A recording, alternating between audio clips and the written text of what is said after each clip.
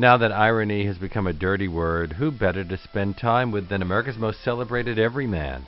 These days, you can gaze at almost 400 of his paintings and illustrations at the Guggenheim Museum, and then go home and read about him in Norman Rockwell, A Life from Random House. Laura Claridge's comprehensive biography presents a far more complex man than his homey Saturday Evening Post covers would indicate, and her appreciative but clear-eyed account reveals an artist whose public lives were often at odds with one another. Ms. Claridge is the author of 2 previous books, the co-editor of a collection of essays, and a former English literature professor at the U.S. Naval Academy in Annapolis, and I'm very pleased to welcome her to New York & Company today. Hello. Yeah, hi there. Have you seen the retrospective at the Guggenheim yet? Yes, I sure have, and it's really nice, especially because they've got a Brazil exhibition going on that's so Baroque and over the top, so you have these opposites. But you must have been upset when you saw Jerry Saltz's review in the Village Voice. Among other things, he said that Rockwell was a postmodern fad, that he gives good box office, and that loving Rockwell is shunning complexity. Embracing him uncritically is the aesthetic equivalent of Casual Friday. I think embracing anything uncritically is absurd and insubstantial intellectually. So I have no problem with that statement, but I think that was such overkill, that review. And in fact, I myself in this book don't believe that Rockwell is very much of a postmodernist. And they're saying that the but there are some critics right now who are saying, some art critics are claiming that he was Pomo in spite of himself. Well, it's interesting to look at how different people present him. The museum's press release states that he was an illustrator, an icon maker, rather than a fine artist. Rockwell himself said he was just doing the best possible world, Santa down the chimney, lovely kids adoring their kindly grandpa sort of thing. But then you look at the catalog for the exhibit, and they call him an American master, a dispenser of universal truths. They go on to compare him to Vermeer, among others. Maybe Warhol and Lautrec might have been where they should have stopped. But the point is that he seems to be a lot of different things to different people. Yeah, that's true. Part of the issue is he did paint for 6 decades very successfully, and that's a long career. And also his self-pronouncements range. He also talked about wishing that people did come up to him and say, I know a lot about art and I appreciate yours. But I want to go back to your comment about Vermeer. There's a sense that people like Dave Hickey, over the last few years, that's part of this fad that the review was referring to, brought about this untoward and inappropriate comparison to the Dutch masters. But what I found was that back in the 30s and 40s, it was fairly commonplace for critics to mention that Rockwell's painting seemed to evoke that domestic realism of Vermeer. In other words, it wasn't considered an inapt comparison at that point. It's only now that it seems to be high-blown. Because Vermeer has become a god, and we see him as something a lot more than a painter of domestic scenes. Right. In the case of Rockwell, the big argument is over whether, accepting the fact that they may be visually complex, whether they're intellectually complex or sophisticated. You know, that again, that what a book that would make. What does it mean to be intellectually complex, and to look at abstract art and say, now this passes the test, but a Rockwell doesn't? What? Because there's a literal apprehension that's available in a Rockwell cover. I guess therefore it lacks depth in an intellectual or academic sense. Well, they're anecdotal. They're anecdotal. But it's interesting that Rockwell loved Rembrandt. Adored Rembrandt. Rembrandt and Howard Pyle were his 2 heroes, his 2 artistic heroes. And Rembrandt, it was the facial, the depth of facial expression, as well as, I guess, the articulation of line that he loved about Rembrandt. But what's funny is that the one thing I think that Rockwell does consistently badly is to push those facial expressions over into caricature. There's so many paintings where if just that had been changed, they'd be very, very fine paintings. A boxing scene, for instance, a story illustration, but he caricatures those faces in a Dickensian way to get the point across fast. Part of the problem is that while on the one hand he says that he's an illustrator and that's the way you should understand him, in the later work he does move himself closer to so-called fine art. And maybe it's because he wasn't selling as many illustrations, had more time on his hands, but I think he probably also wondered whether he had the rest in him. You know, there were several pivotal episodes during his life where he explored the idea of going into, quote, fine arts proper. In 1932, he actually went to Paris, and I found letters that talked about giving it. He was going to tell the Post no more. He refused Coca-Cola ads.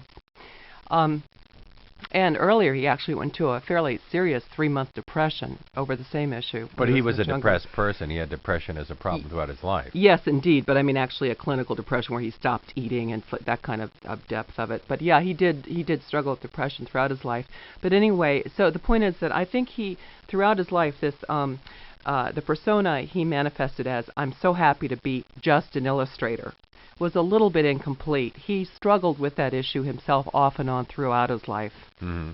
He also was somebody who had a real social conscience, and while he, on the one hand, he was celebrating American patriotism and small-town life, he also tried to address issues like race in some of his illustrations and other matters. He also was aware of what was going on. He did a very famous painting of a man looking at a Jackson Pollock. And I don't know whether he just used a Pollock and did a collage, or whether he did a copy, but it's very credible. Right.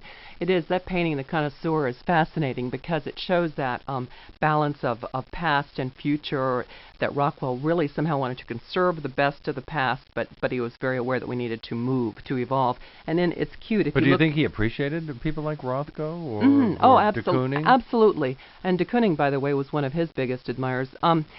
In terms of abstract art, Rockwell was somewhat ambivalent about, for instance, I guess he would pause before Barnett Newman, that kind of thing. But in general, he appreciated the accomplishments of people like Pollock.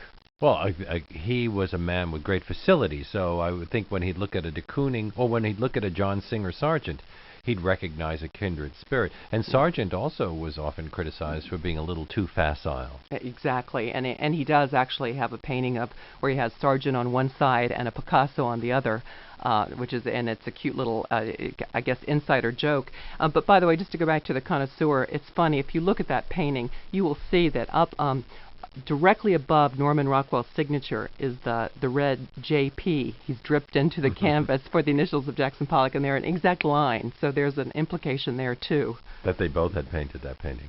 Norman Rockwell, A Life is Laura Claridge's biography published by Random House, and I was surprised that yours was the first serious biography of Norman Rockwell.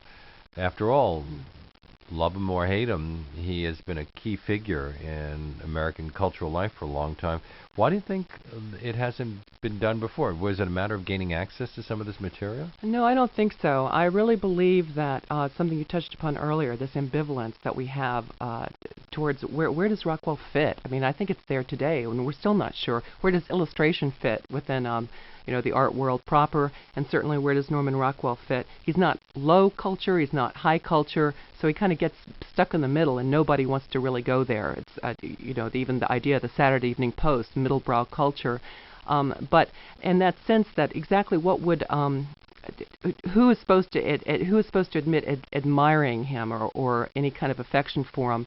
And because I was troubled. That's what led me to this project, the idea that somebody with his name recognition lacked a serious biography. It seemed to me a theoretically interesting question, if nothing else. But you were given access to unpublished family archives, including his own travel journal. You interviewed a lot of people who knew him. And considering some of the things you came up, I was surprised that they allowed for that, because you'd think that the family would want to preserve his image as the all-American guy who painted all-American scenes. I think that has become a burden over the years. They all three separately said to me, do you know what it's like when people come up to you all your life and say, it must have been idyllic to have this kind of father? And he was a terrible father. I would not say terrible myself. Of course, I guess it depends upon what your own frame of reference is, but he was a distant father. He was a well-meaning father, but he was distant and always kept those children wanting more. I guess the only times he was close to them or had them around was when he was using them as models. Yeah, exactly. He was closest when they were modeling for him, and those pictures look so happy on both sides. And also when he was doing PR, newspapers would they'd want a spread of the family scene, and the kids complained or I guess were amused at the fact that they spent more time playing ball or riding their bikes with their dad for these PR opportunities for the pictures than they did in reality. What about his parents? Were they warmer? No, they were. There was that they were Victorian, strictly Victorian, and with all that implies, they meant well. They tried to do right by their children, but they kind of bequeathed him a whole set of neuroses. Were they encouraging of his art career? They were, and in fact, the father was talented, and Rockwell learned to draw almost at his knees, so to speak. Every evening, they copied magazines together, so it's not surprising that would be where he would see his finest accomplishment. But the surprise here is that this nostalgic America that he is celebrating wasn't his own experience. Perhaps it was what he would have liked to have experienced. Exactly. In fact, when he underwent therapy with Erickson helped him kind of articulate the idea that he painted his happiness. And in fact, Erickson at one point wanted to use Rockwell. He thought he'd had such a miserable life, he wanted to use him for the next case study, like he did the one on Gandhi, and he was going to do one on Norman Rockwell because he'd had, quote, such a miserable life. But and Rockwell was very open about this. He repeatedly, he said, and he says in his autobiography, I painted my happiness. There was violence and sordidness around me growing up, and I didn't like it, so what I did was to, instead paint the opposite. But people the American public seems to identify him instead with a naive vision, as if he himself lived that life and knew nothing else. Well, he even was open about his depression, wasn't he? Yes, which again I find just as a theoretical issue interesting. He mentions it in his autobiography several times. He refers to it in interviews, and yet it is never picked up on by the press, by the American public. You'd think alarm bells would go off if they looked at his 3 marriages. Exactly, and 3 marriages to 3 school teachers. He was a high school dropout, very bright man, extremely intelligent. And yeah, that just went. Some people say, well, it was an age of decorum or more propriety, but not that much. It was more of a sense of a massive American denial. It's not just 3 marriages, but some very shocking deaths here. His first marriage, 14 years, was a rather open marriage, wasn't it? Yeah, both of them slept around a lot? Yeah, the last half of it, or at least the last 5 years, it was, the Roaring Twenties, acted out in Westchester County, which was very much open with extramarital affairs and dalliances. And at the end, it turned really bad because they'd made this kind of pact that they just couldn't fall in love with anyone else. That was the deal. They could sleep around, but couldn't fall in love. And in fact, mutual friends tricked Rockwell into taking a voyage, and while he was gone, they arranged for this liaison to come to fruition, and the man involved ran off with Rockwell's wife, and they went to Reno and got divorced and then married 3 months later. And then she committed suicide a couple of years later. Yeah, then 2 years after that, she entered McLean Mental Institution, was hospitalized for 2 years there, and then committed suicide in the bathtub. And then the second wife, the mother of his sons, died mysteriously. It could have either been a heart attack or a suicide. Right, it was a 30-year marriage full of love and devotion, but she, the last 10 years, was dealing with her own alcoholism, with deep depression that ended up with him taking her to electric shock treatments once a week. And when she did die, it seems to me very clear, and from the autopsy report, that it was a result of, she died during a nap, and it seems to have been a heart attack brought on from the medications and the alcohol. And because don't forget, at that time, medication was so new in terms of treating depression, and she was allowed to drink while she took it and have the shock treatments. But some people in Stockbridge, it's very hard to convince people she didn't commit suicide because she had talked about it for years. And people who are depressed often talk about suicide. Right, exactly. But his third marriage seemed to be a decent one. Yeah, the third marriage seems to have been, I guess, a kind of reward. It was calm, and he married a school teacher in her 60s who had never been married before, and because he was the catch around town, the bachelor in demand. And I actually talked to a few women who still bore their resentment. They said, that wife died a virgin, married a virgin, and died a virgin. But I heard it from very good sources that was extremely unlikely, that it was a very passionate and companionate marriage. Well, he was this depressed guy. He was sophisticated enough to go to one of the most famous shrinks of his time, Eric Erickson. A big success, a workaholic. A workaholic not because he needed the money, I suspect, but what happened in the later years when the Vietnam War changed the way people saw the world? Did he suddenly become unpopular? He actually, believe it or not, by the end of the 40s, the polls that the Post would take every week to see, they'd rate on a scale of 1 to 5 how people reacted to the cover. He was already losing popularity because the styles of illustration had changed.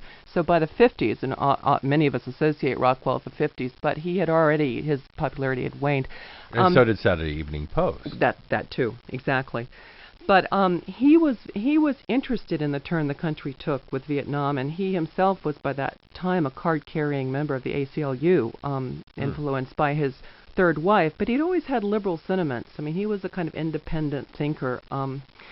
So he refused. For instance, he was feted at Quantico, asked to do some poster with who was it, with John Glenn.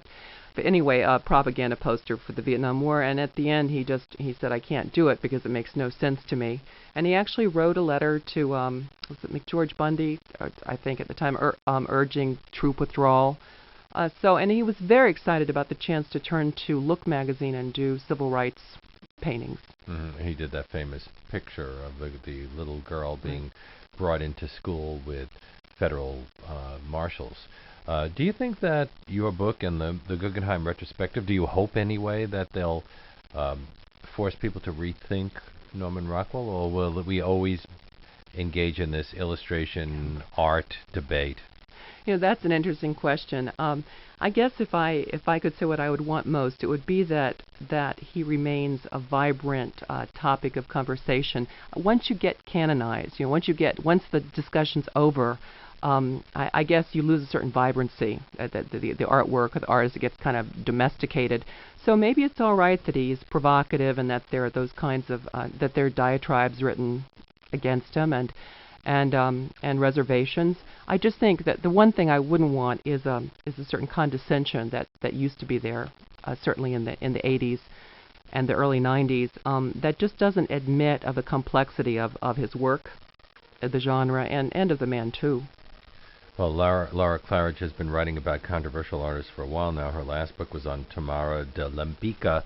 This one, Norman Rockwell, is published by Random House. Thank you so much for being with us today. Thank you.